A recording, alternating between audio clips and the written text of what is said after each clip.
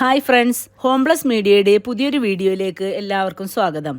കേരളത്തിൽ 3 മാസം മുമ്പാണ് വൈദ്യുതി ചാർജ് വർദ്ധിപ്പിച്ചത്. അതിനുശേഷം ഈ ഫെബ്രുവരി 1 മുതൽ യൂണിറ്റിന് 9 പൈസ വെച്ച് വീണ്ടും 4 മാസത്തേക്ക് കൂട്ടിയിട്ടുണ്ട്.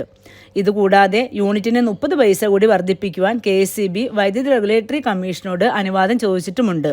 അതുമാത്രമല്ല, രാവിലത്തെ നിരക്കിനേക്കാൾ വൈകിട്ടും രാത്രിയും നിരക്ക് കൂട്ടുവാനും സ്മാർട്ട് മീറ്റർ വയ്ക്കുവാനുമുള്ള നടപടിയും അടുത്തു തന്നെ വരികയാണ്.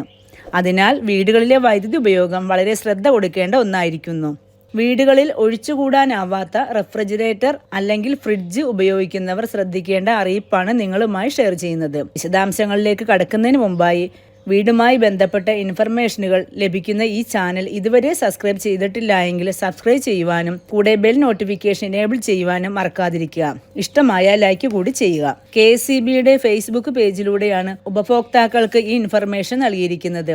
ഫ്രിഡ്ജുകൾ ഉപയോഗിക്കുമ്പോൾ ശ്രദ്ധിച്ചില്ലെങ്കിൽ വൈദ്യുതി ചാർജ് ഇരട്ടി വരെയാകാവുന്നതാണ്. റെഫ്രിജറേറ്റർ അഥവാ ഫ്രിഡ്ജുകൾ വാങ്ങുമ്പോൾ നിങ്ങളുടെ ആവശ്യത്തിന് മാത്രം വലിപ്പമുള്ളതും ഊർജ്ജക്ഷമത കൂടിയതുമായ മോഡലുകൾ തിരഞ്ഞെടുക്കുവാൻ ശ്രദ്ധിക്കണം. 4 പേരടങ്ങിയ ഒരു കുടുംബത്തിന് 165 ലിറ്റർ ശേഷിയുള്ള ഫ്രിഡ്ജ് മതിയാവും. ഫ്രിഡ്ജിന്റെ വലിപ്പം കൂടുന്തോറും വൈദ്യുതി ഉപയോഗവും കൂടും എന്ന കാര്യം പ്രത്യേകം ശ്രദ്ധിക്കണം. ഫ്രിഡ്ജുകളുടെ വൈദ്യുതി ഉപയോഗം അറിയുന്നതിന് BEE bureau of energy Ephesians star label സഹായിക്കുന്നു. 5 സ്റ്റാർ റേറ്റിംഗ് ഉള്ള 240 ലിറ്റർ ഫ്രിഡ്ജിന് വർഷം 385 യൂണിറ്റ് വൈദ്യുതിയാണ് ഏകദേശം വേണ്ടിവരുന്നത്.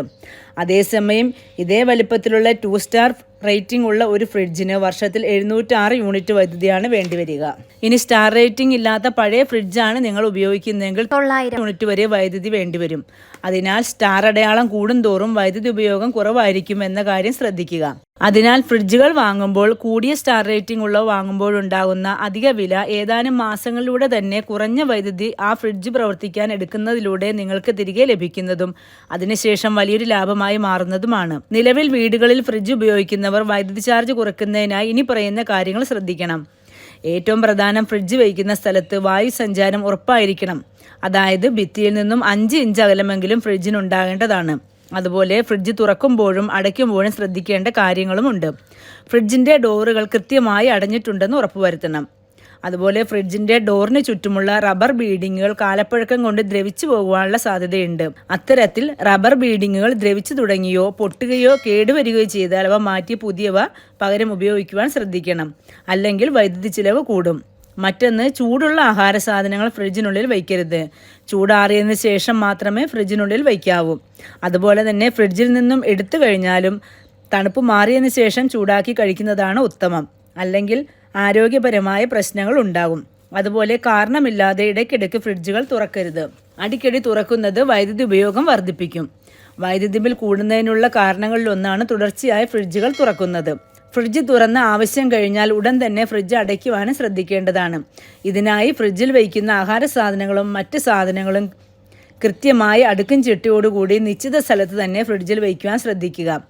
അതുപോലെ കാലാവസ്ഥ അനുസരിച്ചും ഉള്ളിലുള്ള സാധനങ്ങളുടെ അളവനുസരിച്ചും തെർമോസ്റ്റാറ്റ് ക്രമീകരിക്കേണ്ടതാണ്. പലരും ഇക്കാര്യം ചെയ്യാറില്ല.